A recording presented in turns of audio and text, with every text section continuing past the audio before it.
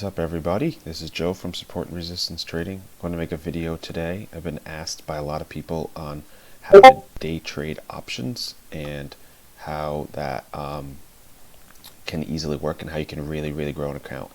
I really grew a really big account from a really small amount of money to a really large amount of money, and now I'm doing a test as well to see how small of an amount of money we can start with. I used to make videos about a year ago, and I've completely changed my strategy, so this is kind of an updated video. First, here is our Discord. If you ever want to join, this is completely free. It's Support and Resistance Mob. If you want to find us, you can find us. Here we go. I'll put up a little invite. You can copy this down, discord.gg/bqdzsc, and you can automatically just get invited if you want, but this expires in 1 day after this video.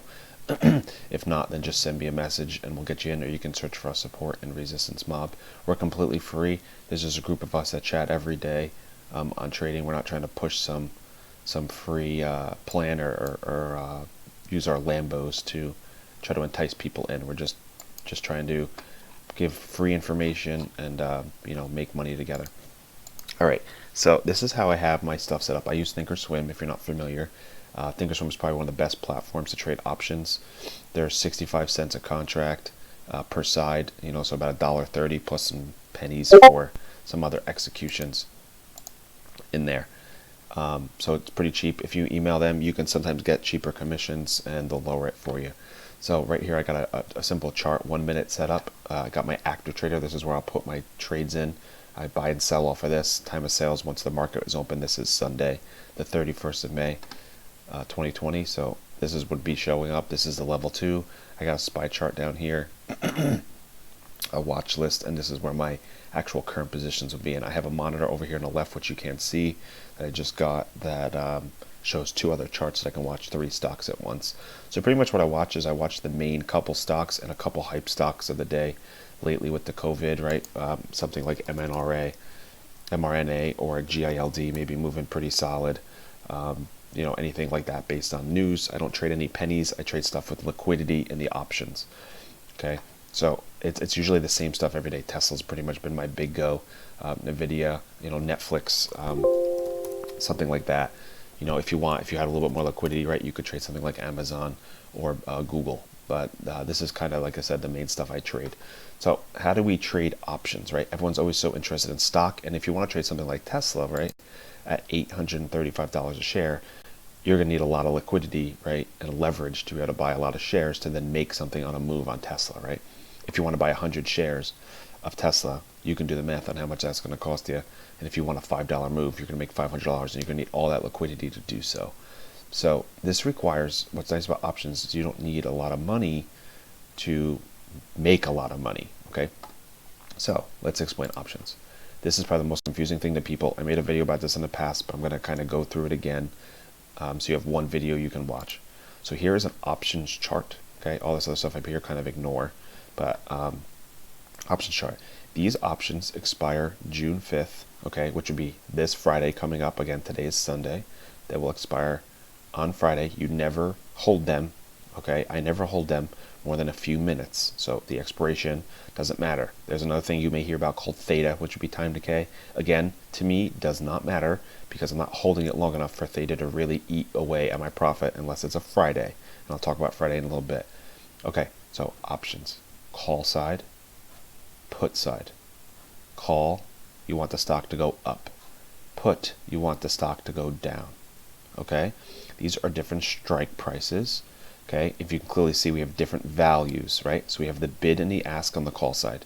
Bid, ask, bid, ask, bid, ask. And people look at this go, oh man, it's only 18 bucks. No, you have to times everything in here by 100. Okay, so 18 times 100 would be $1,820 or $1,985. Okay, so these are expensive. Maybe go to something a little cheaper so it makes more sense to you. We'll go to Boeing. So again, $410, $440, $360, $390, etc. Now, why do they go up? Why would I buy something up here versus buying something down here? That's the main thing called delta. Okay, so what delta means is every time the stock goes up by $1, your contract price will go up by $73. Okay, so let's say you bought it for, let's pick an easier one, 51. Let's say you bought it for 440. Okay, the stock goes up. Boeing goes up from 145.85 to 146.85. Your contract is going to go up from 440 plus 51 to now 491. Okay, so you made $51 on a $1 move. Okay, think about how much liquidity or leverage you're going to need, right? Money you're going to need to order to get that same $50, right, out of actual buying shares of Boeing, right? So this is why there is a lot of excitement about options, why a lot of people are entering options. Robinhood really kind of pushed this because they have free commissions. Okay, you also see obviously there's a spread, right, between the bid and the ask. So you can get in within this in the spread, but normally I buy right at the ask, because when I'm buying a stock, I want it to do what I want it to do really quickly, and I'll explain to that when we get to my actual how I actually trade. Okay, but everyone's like, okay, which one again do you buy? Do you go up here and buy the 73? Now I don't buy anything in these blue. Okay, and everyone's going to say, oh my God, why don't you do that? Why don't you buy the first, these are called in the monies, right? The first blues are called in the money, and then everything in the black is called out the money. Why don't you buy that? Well, I buy multiple contracts, but I go for about a 40 delta and sometimes even a 30 delta. The reason I do that is because if I'm buying 10 contracts and the thing goes against me, right, 1 or 2 points, I take a smaller loss than if I buy a 60. Okay, and I buy 10 contracts and I take a bigger loss, because when I'm looking for the move for this stock to do it, not Boeing, for example, because that makes more, that dollar move on Boeing is pretty common, but something like Tesla, Tesla's, bounce move against you will be 3 points, but when it runs, right, it will make a 5 to 10 point move. So it doesn't matter that I grab these ones up here. I don't want to hurt myself more, right? I know I can make bigger gains, but on my losses, I take bigger losses. I'd rather take a smaller loss and get a smaller gain, right? And I can size in and size out, and I'm doing just well.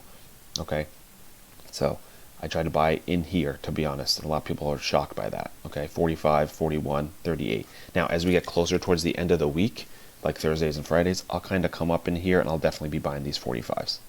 Okay, and on Fridays, I'm probably buying the 49, and I may even sometimes closer towards the later part of the day on Friday, I'll grab the first blue. Okay, but almost never, I'm always in these black ones down here, because I can buy a lot. Okay, and I still want to buy something with liquidity. If you can clearly tell, there's so much liquidity in the black ones. All right, 1,000, 4,000, 2,900, that's a lot of liquidity. Okay, so that's really what you got to look at. You want to look at, make sure there's enough volume, enough people buying this, right? You don't want to be, for example, big stock that ran lately, right? I don't even know if there's options for this thing. ADEP, look at the volume. Okay, 25, but over here, 61, 45, you're not going to be able to sell your contract to anybody. Plus, your spread is going to be disgusting, right? 460 to 5 cents. Who's going to be able to sell that contract? Okay, I don't care if you bought it for in here, you may not even be able to sell it for what you bought it for. All right, so buy stuff with actual liquidity. Buy stocks that actually have names. Okay, let's go back to Boeing because I think it makes a little bit more sense. So again, if you want the stock to go up, you buy a call. If you want the stock to go down, you buy a put. Okay. Okay.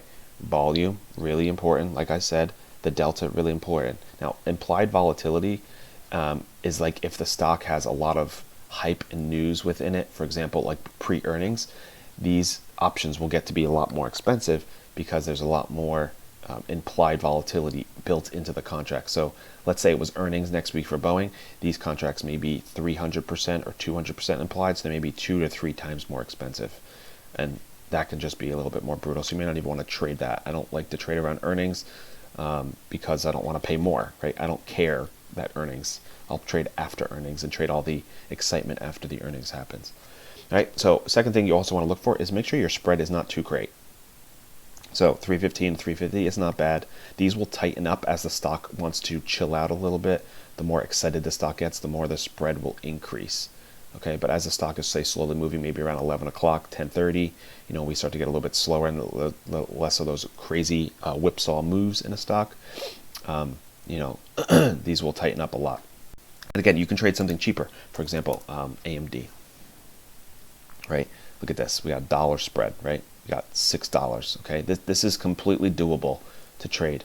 Okay, and you're not going to get killed by the spread versus something like, say, Amazon. right? Obviously, you're going to pay a lot, but look at the spread. And now I know we're after hours, so this is a little crazy, but the spread in Amazon can be $6, right? Which would be 600, but usually it's about 100 to 150. Something also like Shop lately has been running, obviously, ShopRite with the virus. These spreads can get pretty crazy as well. Okay, so you can do that if you want, but if you're wrong, right, you can get really hurt just because of the spread. But if you're right, these stocks move really well. All right, so again, we'll go back to Boeing. So this is pretty much the option change. Now, I trade the Friday expirations of the week I'm in. I don't go further out and pay for the June 19th here or the June 12th, because look at the price difference. Right, so for the first black out the money for the same delta, roughly 52 to 51, right, I got to pay almost double, well, another 300 more. Okay, and I don't care. I don't need to do that. I'm not the theta decay on the option. I'm not holding it long enough where I want to go further out. Now, if you want to go further out and do the swing, right, play something for 2 or 3 days, then you're going to want to buy something further out because you want to know about that theta, and then you can add it up here into your layout. But I don't even care, so that's why I don't even have it in my layout. And a lot of people, again, like I said, are really shocked that I don't care about the theta decay, okay, because it doesn't affect it how long I'm in the trade. All right, so let's talk about charts and how I set stuff up in the morning. Okay, go to Tesla because this has been my baby lately, if anybody in my chat room knows. All right, so I have clearly all these lines, and a lot of people say, what is all that, and why is my chart relatively bare? So go to something like Boeing, right? There's almost nothing on the chart. I'll draw a couple horizontals here, but all I have is pre-market data and the actual market data. Now I have the 15-minute chart up, but if you go back, I was trading at certain points I was trading BA, so I have the lines and I got to go through and mark my own lines. But what these are support and resistance lines, right? It's where the stock may obey a certain number. For example, they always like whole numbers. Okay, so something like 150, right? You click here, okay, it's close. I always make it the whole number. I don't go to the penny. You can go to the penny if you want and really mark out where it is, but it's usually roughly around the whole number the stock will obey. So I'll put 150 in there. Right, here's another one. Okay, this one's what, 147.50. Okay, so half and whole dollar numbers. So we can go through, edit that, make sure we're good. 147.50 and etc. You make these horizontal lines. That's where the stock likes to bounce off of, right? And once it bounced, that's this one, for example, when it comes up, this is called resistance, right? When it comes down here, it may find some support, but it didn't. It failed to support, came back through, had some resistance, came back up through this one, resistance on here, and then it finally broke through it. And right when it breaks through a resistance line, the stock tends to run or fall. Okay, again, support line fails, falls. Okay, resistance, right, breaks through it and then runs. Okay, obviously there's news on this, but you get the idea. So what am I looking for now? I have old videos on all these double bottoms, double tops, VWAP plays. Those are all great, but to be honest, all I do lately is I buy breakouts and breakdowns at specific levels based on what the SPY is doing and the overall market. Now, you can't just buy a breakout or a breakdown based on anything, but you have to buy it based on certain ideas. Now, there's two kind of setups that I really do like lately. You can call it a V shape or a cup and handle, or I like the H or breakdown shape that I'll explain. But those ideas are when they break levels, when stocks break levels, key levels that have been support in the past, and have bounced off support and then ran through a resistance line, are going to be huge breakout plays. All right, so I'm going to go back a little bit in time, so maybe we can see something like Tesla from early morning, right? Because when it breaks through, you'll see. This is kind of whipsaw-y. Let's go back. Let me just go 15-minute. You can go back here. This one clearly broke through a level, but it's not good. All right, we'll just do it from the Friday. It's fine. Because clearly it broke through and then it ran. All right, 1 minute on Tesla. Zoom out here. Again, all my lines are just horizontal. The dotted line is VWAP. Okay, this is cash flow. This is a script that somebody in my room made. I forget it was GT or Steve, whatever, both great guys that have done scripts. Sorry if I don't fully remember, but these are amazing scripts. This tells you how much cash flow is flowing through it. So is it higher than normal, or is it above average? Is a lot of flow into the stock, and you can kind of use that to your advantage. Is the stock really excited today? Is it more than normal, or is it under? Down here is probably the best script ever. This is the volume script down here. It breaks down the bars into buying and selling. Okay, huge. Now, obviously volume is important. Reading the time of sales and the level 2 is super, probably the most important, but this volume script has probably been the reason for my success, because it really helps break down when a stock is going to fail. You'll see an increase of volume, but you'll actually get to see where that volume is. Is that increase of volume, are people buying at support, or people selling their positions at support, so it's going to collapse through? Okay, huge, really important. It's kind of like your time of sales literally within a volume bar. So it kind of helps everything out. So as you can see, Tesla, sorry, likes to hang around these support lines. Now it gets really choppy in the morning, and it kind of made a little double top here, but once it broke through certain levels right here in the morning, once it finally got through and built a candle, it ran right 4 points. Okay, now that's not a lot for Tesla, because Tesla will do a lot more. So later on the day, right, it actually got through this really major line. Zoom out again. Sorry for the constant zooming in and out, but you get the idea. When it finally broke through this top of the day here, you can call it 8:14.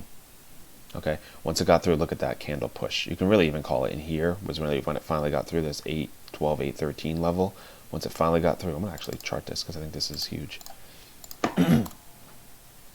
Once it got through this 813, it ran. Okay, now this is what I would be buying. Now, what else do we have, right? If you really want to go with everything, right? We got a increasing, a lower high being built in. We got kind of this wedge shape, right? We got a severe bottom buy. If you look at the volume here at the bottom, we have a lot of buying volume at the bottom. But really, once we broke out right here, let's zoom in. Once we finally broke out, look at this volume bar. Okay, this is all buying. Right, this is all buying volume, not a split like these are over here, the 50-50 kind of buy-sell bars, and then a severe buying bar, which means there's a lot of bag holders in at this point. Most likely this stock's not going to collapse down and through. Now it can, and Tesla does do that stuff. It does do false breakouts, but it clearly held, and then you could have ran this whole thing all the way up. Okay, so from here all the way up if you wanted to. Now, I don't do that. I'm never the dude that buys the bottom and holds it all the way to the top. That's not even close. I'd probably buy it at the breakout and sell it to a level. Okay, and I know I traded this one because I traded on the Discord chat room this exact move at the break of 813, and I sold it into 815.5. Okay, I don't hold for the home run. Now you can. I try to do that, but it always hurts me.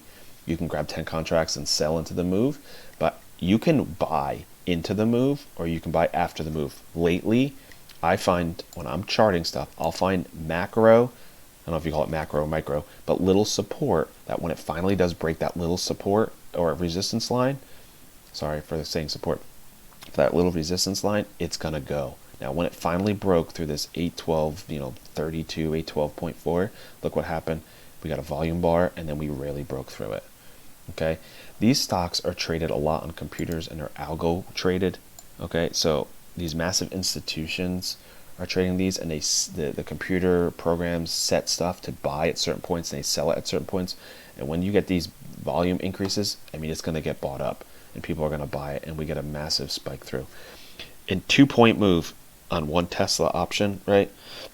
2 points, for example, or 3 points if you wanted to held to 816 instead of the 815.5, right? You get 3 points. That's $150 on the Tesla contract. On a Friday, they were about $4 or $5. You can see why people do this. Okay, you can see why people do this. Now, specifically to what I do, again, these little macro levels is what's key.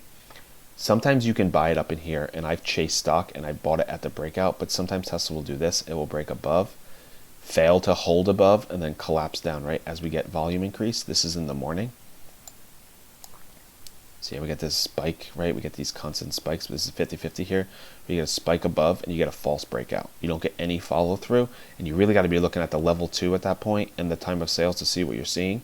Okay, again, but this volume script is kind of like the time of sales. But once it gets above and holds with volume, okay, actual buying volume, you're going to go. All right. Now, lately with these stocks, I kind of sit on my hands in the morning unless something's really failing or really breaking through a level. But once Tesla does get volume or a stock does get volume, it's going to break through, and that's what you want to get on.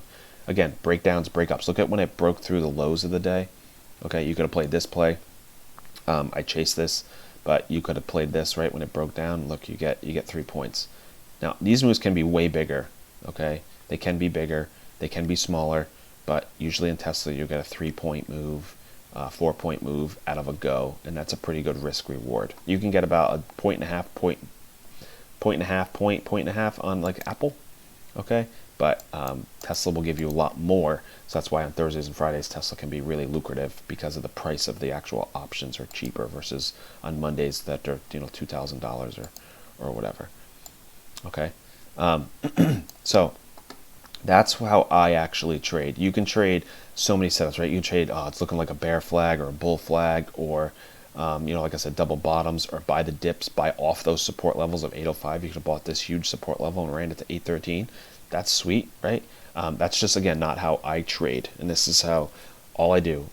Breakouts, breakdowns, and you get them right majority of the time versus when you get them wrong, you make more money, right, than what you lose. The thing with these is you got to keep the stops tight. If it doesn't go in your favor, get out.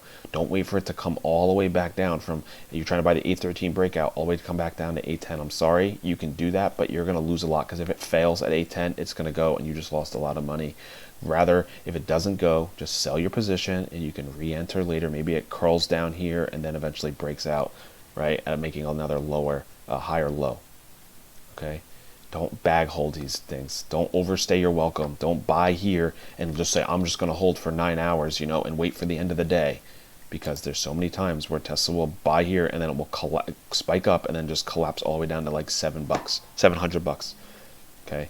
Buy, get your move that you're looking for into another previous line and sell it, or sell some and then hold some more to your next levels. That's the key with trading these options and being profitable. Do not overstay your welcome. I can't say that more and more. One guy in my chat room has said that, and ever since then, I live and die by that statement, because I've overstayed and had Tesla reverse, and I'm up, say $1,000, and now I'm down 1,500 because I was in too long. I didn't sell any of my position. I held the whole thing for the entire home run, and now I'm really mad at myself, and now I have FOMO, and I'm angry, and I'm going to chase stuff, and losses turn into bigger losses, and we all know how that goes, and your account is gone in one day because of one bad move. All right. So again, you can trade other stocks. You can trade Apple, a fantastic stock. I've been trying to trade that a lot lately. Now, the other shape that I like, I was talking about like a cup and handle. I'll find one of them in a minute, but I love like this H breakdown. It happens pretty often. Okay, it can be big or small, but when it actually does break, it's pretty sick. So what an H is, right? It comes down, it bounces on the support line, comes up, makes a lower high, right? If you like that idea, and it comes back down, and then when it fails at that support line, usually the lows, it's going to fail. Now, this is kind of common, right? I don't know if it's called the H, I don't know, whatever. This is just the shape that I always see, and it happens kind of over and over. And when it does, and you get these breaks, they can be big, and then you can see here on Apple, right, for a lot cheaper, you can get a 1.5 point move. Okay, again, with Apple, you have or Tesla, whatever you're trading, have your lines mapped out so you can buy at these levels, right? Pre-buy, right, and get your move. Don't, again, overstay. Don't look for the 4 points. Get in, make your profit, move on to another stock, or stay in that stock and retrade it for another entry later on, because you want to lock in that profit and not give it back. See if we can find a cup and handle. Nope. I forget who did it recently. Let me see.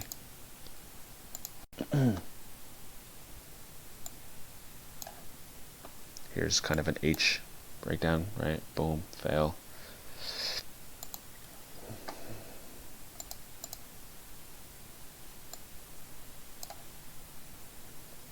I did one recently. I don't remember. I mean, obviously this is like a cup and then like a little handle here, okay? Cup handle, but usually it's lower, so usually like the cup will end here. So here's your cup. Imagine this didn't exist. Cup, handle forms, and then you get a breakout above a level. I'm not going to keep searching around and waste your guys' time, but you get the idea. That's another type of setup I really, really like, because it's usually those cups and handles form at key levels. Also, something else that's important that I didn't mention at this point was, here's like a double bottom. Here's an H, fail, boom. Okay, that's huge, right? Cup, handle, break. is watch the SPY, right? I like to trade with it or trade with the Qs or something like that. If the market's going up, I'm going to be trying to buy breakouts. I'm not going to be trying to buy breakdowns when the market is, say, running, because there can be weird correlation. What you also want to be aware of is something like, say, Tesla, right? Sometimes it follows the market, sometimes it doesn't follow the market, and be aware of it at that morning. That's why you don't trade from 9:30 to 9:35, 9:40. Sit in your hands, let the stock breathe, let it do its whipsaw action in the morning before you enter the stock. Let it go up and down a lot, right? Instead of trading in these enormous wick, candles. Obviously, these are 5-minute, but sit in your hands and let it do its thing, and then you can enter later. It gives many opportunities later. You could have bought this breakout, right? You could have bought this breakdown. This is at 10 o'clock, right? This is at 11:30. All this stuff over here was news. You could buy this one later on the day at 12:30. Okay, don't be afraid to trade after lunch. Now, the breakups and breakdowns aren't usually a lot of follow through, but they can be. Okay, they can be. Look at this volume, almost the biggest volume of the day. This is the biggest volume, I guess, of the day, and this is at 12:30. And everyone says, "Oh, everyone's at lunch." Not lately with this virus. That's what I feel like. Not lately. So if you're buying this breakup, right, check to make sure the SPY, right, is doing the same pattern. So let's look here at, we'll call us about 11:30. We'll look at the 11:30 time frame to about 11:50 on the SPY. So you can see, what is the SPY doing? Super laggy.